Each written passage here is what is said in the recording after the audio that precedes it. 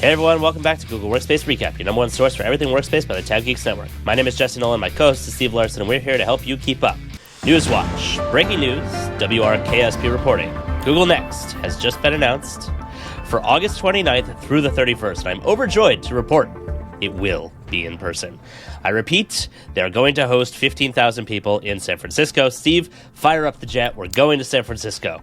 We're going to make every effort to be there in person and bring all of you the latest news and thoughts from Google Cloud.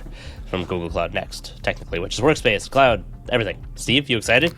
I am. Finally in person. Can't wait. I know last year we were hopeful that some stuff would be in person. It kind of was, not a dedicated single location, but various scattered about the country, and little mixed feelings about that of how mine was compared to some others. But this year, in person, Moscone Center as usual, San Fran, end of August here, right? It's looking like 29th, 31st, and and back in person should be pretty good. Looking forward to it. I will be there. Hopefully Moscone finally finished the construction that was going on for like 27 years there, and we'll be able to use the entire, the whole show floor, as opposed to going to like local movie theaters for certain presentations. Well, I think, was that the reason why there was construction going on? I thought maybe it was just it was so much stuff happening that they had to spread across the two buildings. There was one entire wing of Moscone was down for the last couple of years that they hosted it there. So okay, that's why it was spread across. Because I thought it was expansion that just was getting to be too much stuff, and they had it spread across. Yes, and perhaps, I'm not sure. But I know I distinctly remember going around all the construction and talking to some folks there, and them saying that, they were originally scheduled to have it in some of the greater halls that were there in Moscone, but they were still under construction. And it's been going on for a while. Yeah. And I imagine in the last, 3 years since it's been that they had an in-person hopefully one. Done. Finally. Yeah. Although I did miss 2019 because I was busy having a baby, I think. Was baby? That was, I was there that year, I believe. And that was spread across the two different buildings. Yeah. Well, it was spread across two buildings in 2018 also, but I don't know. I'm sure Moscone is done by now, and hopefully it'll somewhat newly renovated, and should be a hell of a show. And it looks like they're pulling out all the stops just from what I can see here. They made a point of saying that they'll be having 15,000 people there, which is about what they had in the earlier ones, if I'm not mistaken. And Google likes in-person events. They bring in the real money, so lots of sponsorships. Yeah. All right.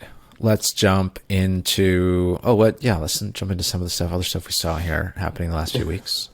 Looking at, we have quite a lot of topics here to cover, kind of not just updates, but a few other things that have been happening in the news. First one, I know that there's another podcast out there covering Workspace. So if you haven't checked it out, a new one. Yes, a new one. It's over from Troy Edwards, who's over at Shoutout Prime now. Used to be over at SADA. And I'm trying to think of the name of that. What did he end up calling the podcast? I don't know. Like, something like Workspace Underground or Workspace After Lounge. Dark, maybe. Yeah, I think it's like Workspace After Dark. I think is what it's called. I don't know. I'll have to ask him. And if you're listening, put it in the show note, or put it down in the comments or something like that. I forget the name of it. Anyways, but first episode that he had Rowan Manson on, who we also had on our podcast.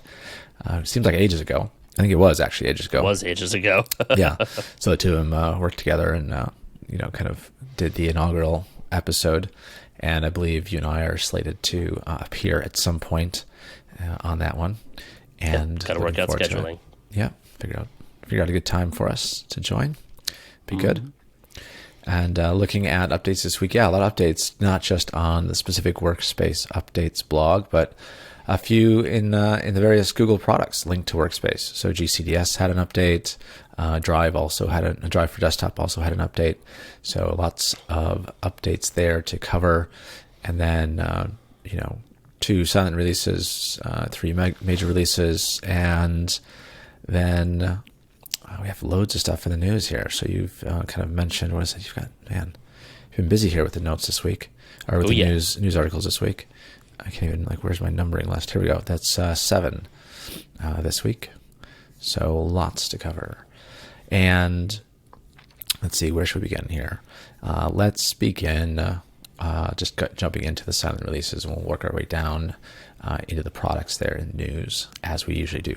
So first update that came out in the recap post end of this week was that rollout of the new Gmail user interface. So something that was announced quite a while ago in terms of pre-release rolling out in kind of a staged approach. It was announced back in early November.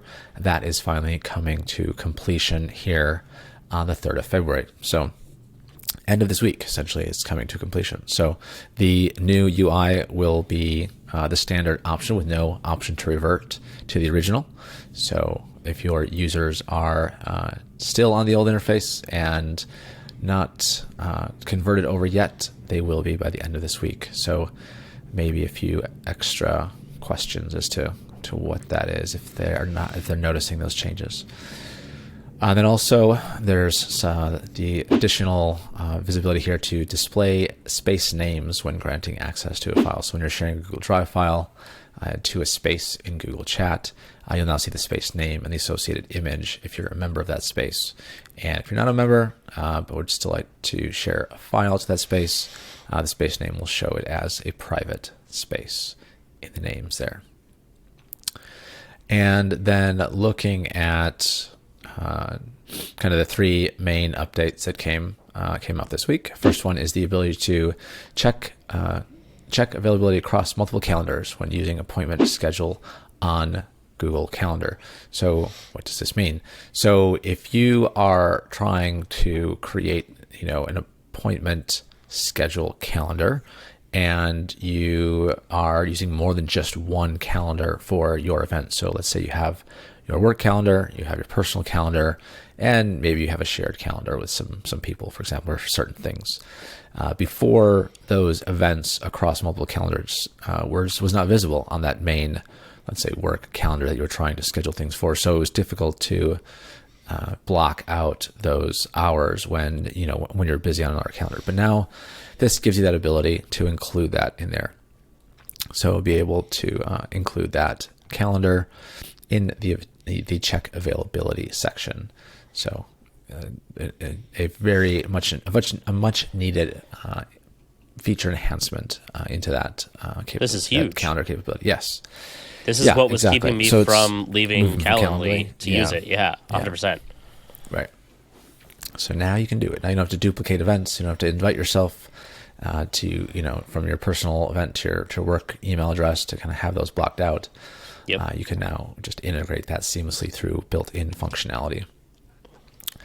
And rollout for this one is kind of split between the rapid release domains, who will see this starting to roll out on the 24th of Jan on a gradual rollout up to 15 days for visibility there. And then scheduled release domains will start to see this next week on the 7th of February, also on a gradual rollout up to 15 days for visibility there.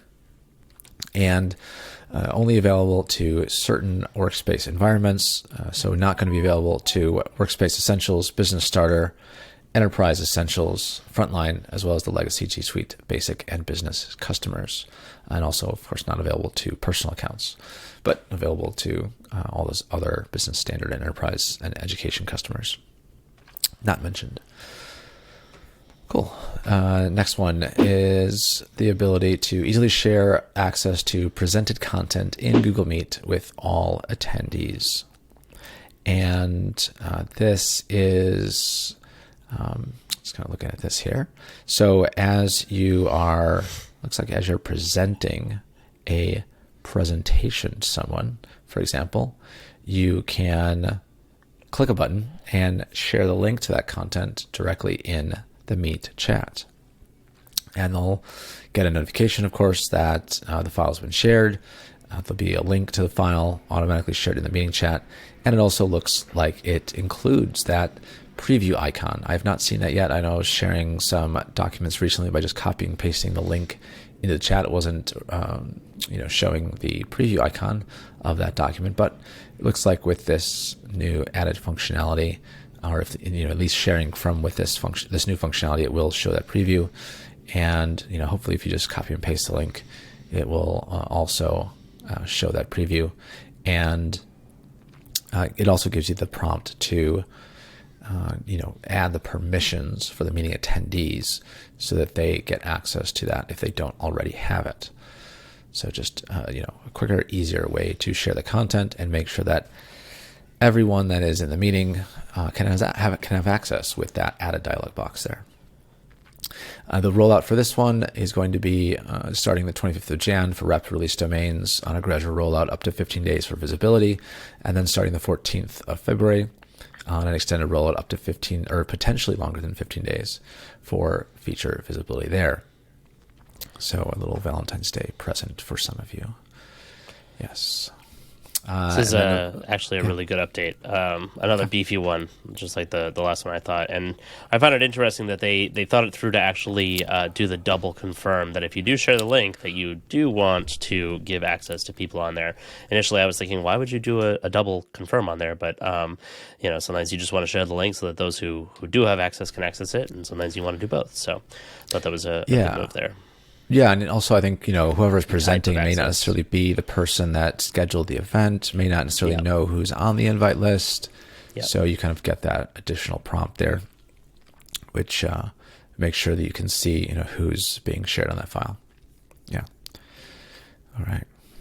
Good one. And then finally for updates this week, we have improved membership management for spaces. So there's a new full screen experience for managing members in a space, which replaces the current view members and add people option in chat. So this will just kind of give you a little bit more information here in terms of, who those members are, what their email address is, what their role is, and this kind of displays a little bit larger bit of information when you are in the Spaces chat or Spaces section of the new Gmail interface. So kind of tied into the initial update that we talked about, which was that new Gmail experience. So this is also kind of a new enhancement to that new the new Gmail interface itself. It also flattens the interface. It's no longer a pop-up window with a couple of settings on it. It's a proper full-size window. Yep. Right. Exactly. Yeah. It's not like a little dialogue overlay box. It's just opening up kind of a whole new section there. Exactly. Opens up a whole new world of possibilities. Yeah. Yeah. Rollout pace for this one. This is starting on the 26th of Jan for rapid release domains on an extended rollout, potentially longer than 15 days for visibility. And then for scheduled release domains, that will start the 13th of Feb, also on an extended rollout, potentially longer than 15 days for visibility. This one is not going to be available for nonprofits. Oddly, I don't know why. I'm not going to get it. Also not available to G Suite Basic and business customers, nor personal Google accounts. So kind of SOL on this one from my perspective, as I'm on a nonprofit on my main day-to-day account. Oh well. That sucks. Yeah, I can. All right, and then so that wraps up the updates from the Workspace products directly. And then in terms of products that complement Workspace, the first one here is the update to version 5.0.22 for GCDS. And a few new things, as well as a bunch of fixed things in this release. So there's new functionality here to add support for the user display name attribute. GCDS can now support a field to filter users retrieved from Google directory as a new form of an exclusion rule. Some improved performance when syncing users and user profiles in the same synchronization, and then a bunch of things fixed. And I won't go through everything there, but there's 5 named items here that were fixed.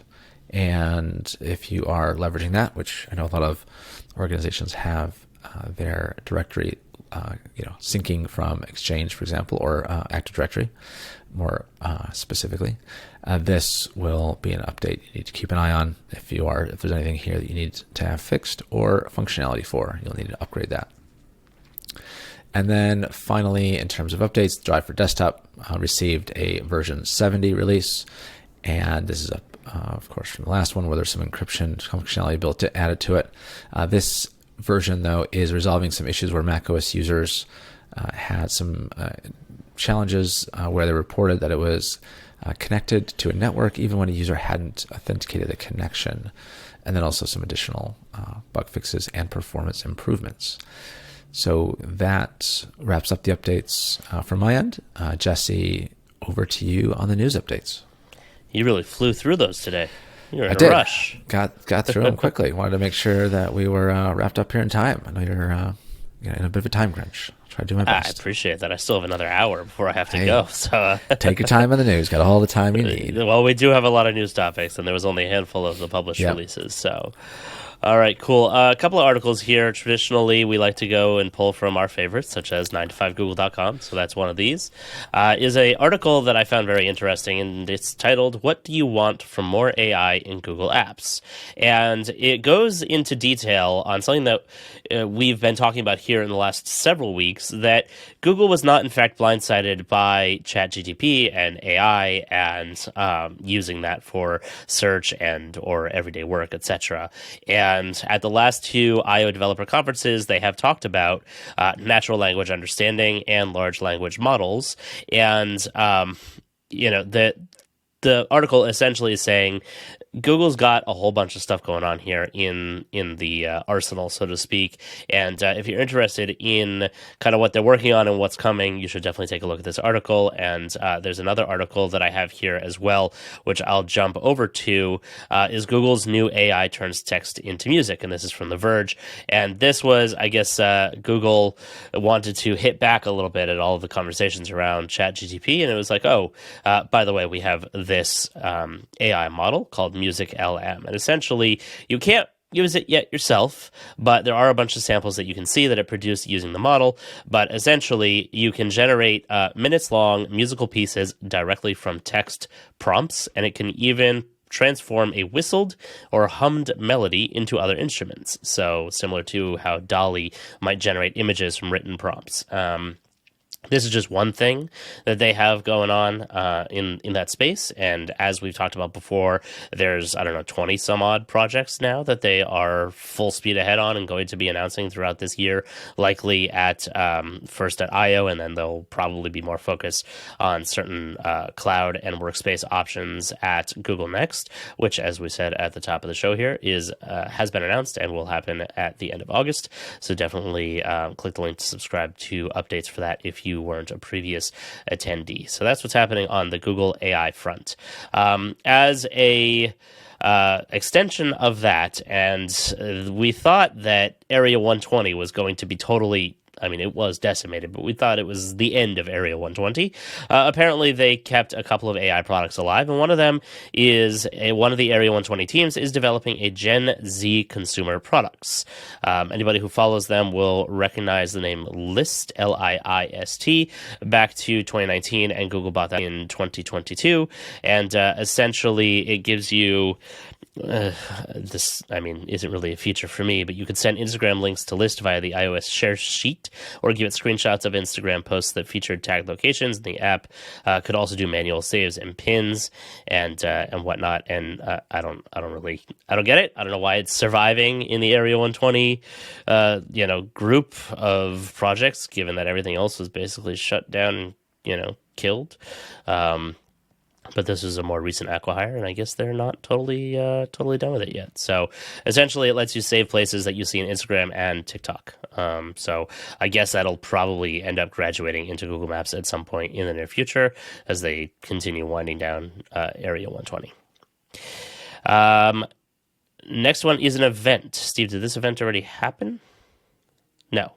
February 23rd. Oh, this February 23rd, is a coming event that's listed in the Google Cloud community, googlecloudcommunity.com. It is the Google Currents migration to Spaces in Google Chat. This is a very big topic, especially for anybody who has large amounts of members, such as communities and such in Google Currents, especially in the education space. Google Currents, if you haven't heard, because you've been living under a rock for a while, is moving to Spaces in Google Chat. The problem is that Spaces isn't really quite there yet in terms of what needs to be done to properly manage and import and provide a structure for conversation in the current iteration of Spaces. It's just not really there yet. So hopefully we're going to see some more progress on this, and you should definitely attend this if you are one of those folks who participates or manages a Google Currents community, because it is headed to Spaces, whether you like it or not. What do you got, Steve? Oh, I was using a new space with the new threads and just despised it. It's horrible. It's really bad. Oh man. Yeah, I cannot. It's really bad. Lovely. Yeah. The old threads are definitely the way to go. Yeah. This is actually a part 2. There is a part 1 that was recorded that happened in September 14th of 2022. And the recording of that will also be linked down below in the show notes here. And if you want to attend this event, it's online, but if you want, it's Thursday, February 23rd at 11 a.m. Pacific time. You do need to register for that. It looks like you're going to register. I think you probably register close to the same day, but fill it out. Yeah, probably. Usually those things are pretty good there. And the recording there online is just on YouTube. You do not have to register to view that. So go and check it out. That's on the Google Workspace YouTube channel. Yeah, once those events go live, I think the links are all publicly accessible. But in order to get the link, unless you know someone's attending it, at that point you need to register ahead of time. So do that. All right, on the Google Chrome front, it looks like we're getting a bit of a 2023 design refresh. This is a Chrome Unboxed article. Love those guys. The refresh is full of rounded corners and text fields, and it kind of gives it a little bit of material design update and a little bit of facelift. And yes, lots of rounded corners from the screenshots that I'm seeing here, which we'll throw up on the screen next to us over on the YouTube version of this show. You can take a look at that. Are you not seeing that? You're seeing that now in your Chrome, right? Not all of these. No. Oh, no? I don't think so. Oh, maybe. Interesting. I mean... Yeah, I've started seeing all this. Maybe, I don't know, I use all these different versions of Chrome, so maybe it's just in my Canary version or something. But it's got to be in your Canary version. I've started seeing this ages ago. Interesting. No, let's see, I'm running 109.0.5414.119, the current official build for ARM64, M1 Mac, etc., etc. I have not seen these updates just yet. So if you're curious about what's coming, either join the Canary or read the article or look at our screenshots over on the YouTube version of this show. Yeah, it looks nice. It's, it's updated. It's good. That's pretty much that. Not much to say about that. Just look at the images and see what's coming and whatnot. And then there's two other things here that weren't links, but actually things that I came across. One was it's a little bit anecdotal, but I wanted to throw it out there and see if anybody else was experiencing this and get your thoughts on this, Steve. Is Gmail search seems to have gone down in its abilities. It used to be that I'm going to archive everything under the sun that I get because I can always find it through Gmail search because, hey, it's Google, and Google is the king of search. And recently... I and some other people at my company have had the experience of searching for things, not knowing exactly what we were looking for, but trying to figure out, knew approximately around what it was and knew approximately the subject line, and was able to replicate this to the point where we would search for an email that had the subject line that we knew what the subject line was, but we had written down forward instead of re in the subject line. And Google couldn't find it. Only when we looked for the exact date that it was on, we were able to, scroll down and we were able to locate it. But in fact, when we put in the forward version, it brought up other results that were significantly less relevant than the actual email that was the entire subject line was the same, except for re versus forward. And... I feel like it used to be a lot better at pulling up stuff like that. I feel like in terms of relevancy score, you would think a subject line that has almost all of the entire subject line being the same as my search terms, it would bring it up. Quotes, maybe, though? Is that why? Even still, even if it was in quotes, it was bringing up lots of, but it was bringing up lots of other things that were not those specific words in the quotes. As hey, look at these other searches or these other search results. It just seemed like. Come on. I've not why? I've not noticed that. I've not noticed that yet.